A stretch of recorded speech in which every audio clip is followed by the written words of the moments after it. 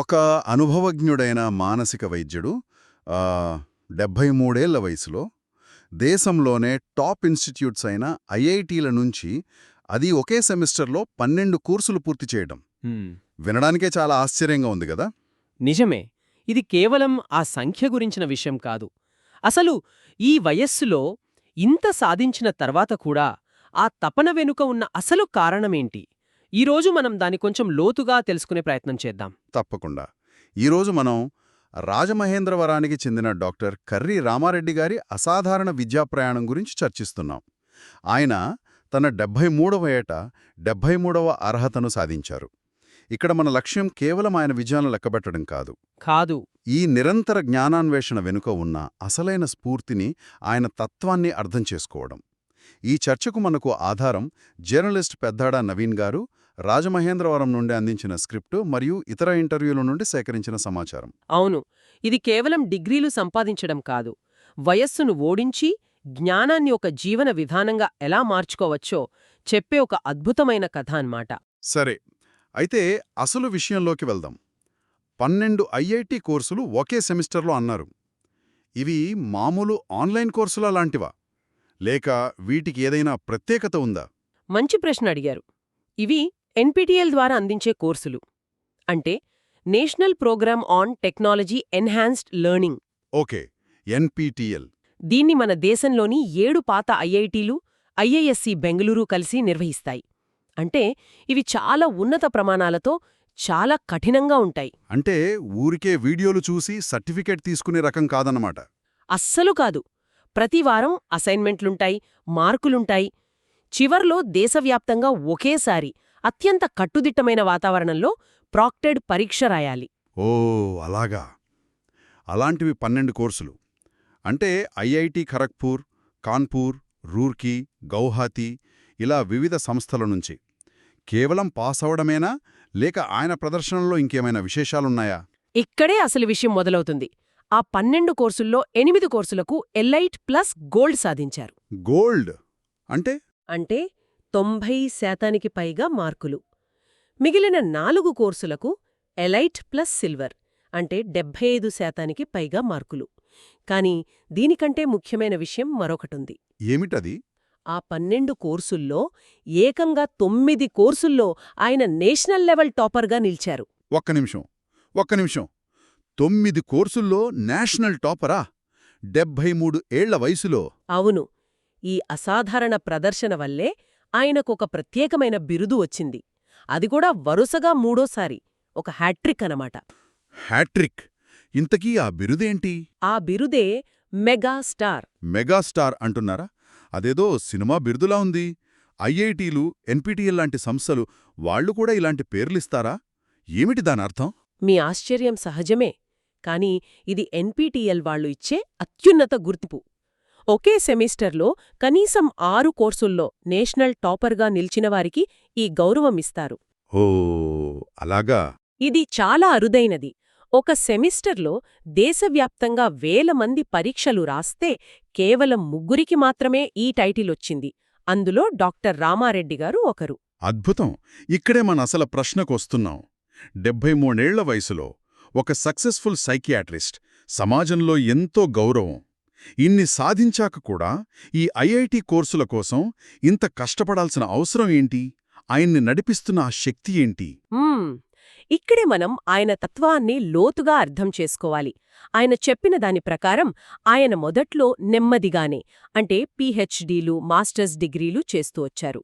అప్పుడు చుట్టూ ఉన్నవాళ్లు ఏమన్నారు? ఫలానా వ్యక్తికి 100 డిగ్రీలున్నాయి, ఇంకొకరికి 150 ఉన్నాయి, మీకు తెలుసా అనన్నప్పుడు ఆయన వాటి గురించి ఆరా తీశారు. అప్పుడు ఆయనకు తెలిసిందేమిటంటే ఆ డిగ్రీలన్నీ కేవలం 2-3 రోజుల వర్క్షాపులకు హాజరైతే ఇచ్చే నామమాత్రపు సర్టిఫికెట్లు అని. కరెక్ట్.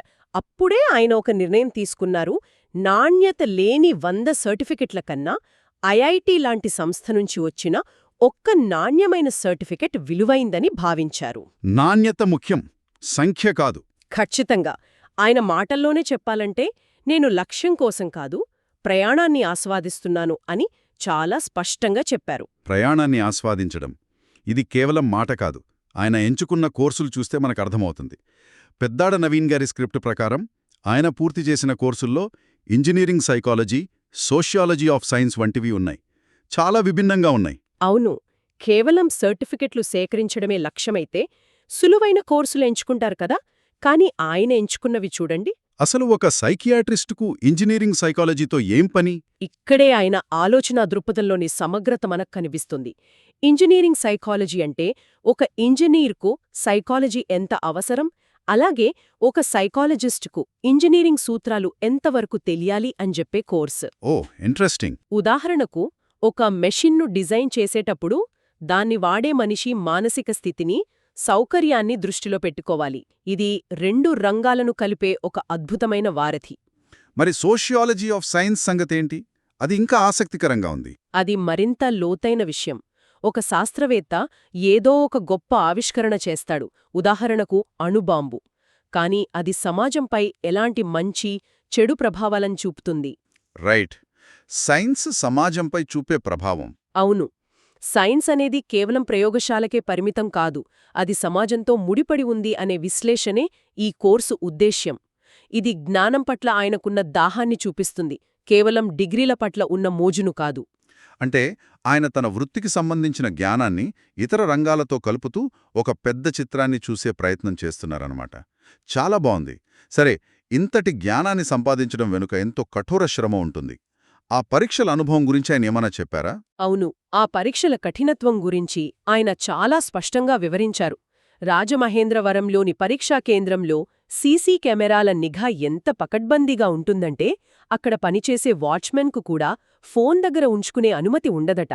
అంత స్ట్రిక్ట్గా ఉంటుందా? అంతే, నిబద్ధతతో, పారదర్శకతతో ఆ పరీక్షలు జరుగుతాయి. అటువంటి ఉద్రిక్త వాతావరణంలో 20 ఏళ్ల యువకులతో పోటీపడి 73 ఏళ్ల వయసులో అత్యుత్తమ ప్రతిభ కనబరచడమంటే అది సాధారణ విషయం కాదు. నిజమే. శారీరకంగా, మానసికంగా ఎంతో శ్రమతో కూడుకున్న పని. ఈయన కృషికి విద్యావర్గాల్నించి ఎలాంటి గుర్తింపు లభించింది? అద్భుతమైన గుర్తింపు లభించింది. ఐఐటి మద్రాస్లో జరిగిన ఒక కార్యక్రమంలో ఆయన వయస్సు, ఆయన విజయాల గురించి తెలుసుకున్న ఐఐటి డైరెక్టర్ గారు ఎంతగానో ముగ్ధులయ్యారట. ఆ తర్వాత ఆయన అక్కడున్న ప్రొఫెసర్లందర్నీ నిలబడమని కోరి డాక్టర్ రామారెడ్డి గారికి స్టాండింగ్ ఒవేషన్ ఇప్పించారు. వావ్! దేశంలోని అత్యున్నత విద్యావేత్తల ముందు ఆ గౌరవం అందుకోవడం నిజంగా అది ఆయన పడిన శ్రమకు దక్కిన అతిపెద్ద పురస్కారం. ఖచ్చితంగా. దీని మనం పెద్ద చిత్రంలో చూస్తే వయస్సు అనేది నేర్చుకోడానికి ఒక అడ్డంకి అనే భావనను ఇది పూర్తిగా సవాలు చేస్తుంది. మన శరీరానికి రిటైర్మెంట్ ఉండొచ్చు కానీ మనస్సుకే, మెదడుకి రిటైర్మెంట్ వయసు లేదని ఆయన నిరూపిస్తున్నారు. సరిగ్గా అదే.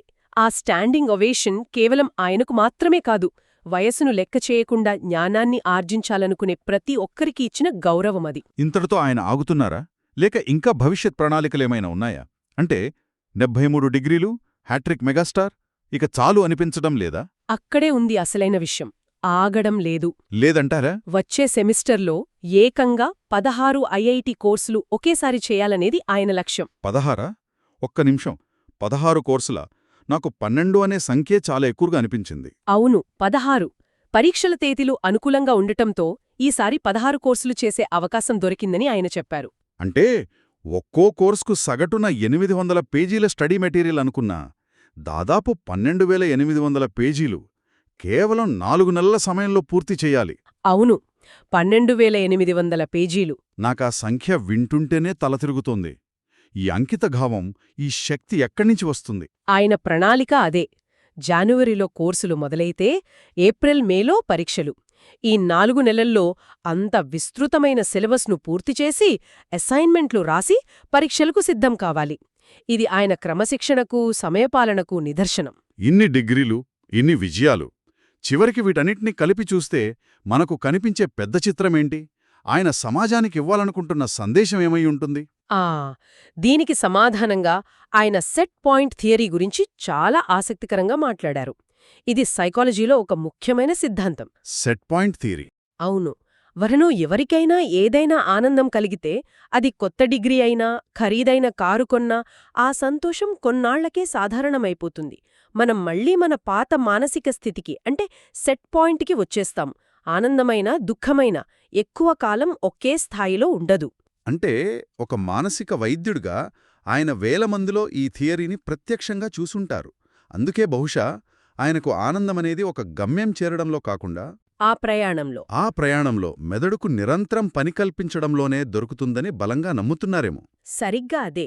ఆయన మాటల్లో చెప్పాలంటే ఆ డిగ్రీల కంటే పరీక్ష రాసి ఫలితాల కోసం ఎదురుచూడటంలో ఉండే ఆ ఉత్సాహం, ఆ ఎదురుచూపు, దాన్నే ఆయన జీవిత పునరుజ్జీవనం అంటే రీజువిలేషన్ ఆఫ్ లైఫ్ అని వర్ణించారు. జీవిత పునరుజ్జీవనము, వావ్! అవును.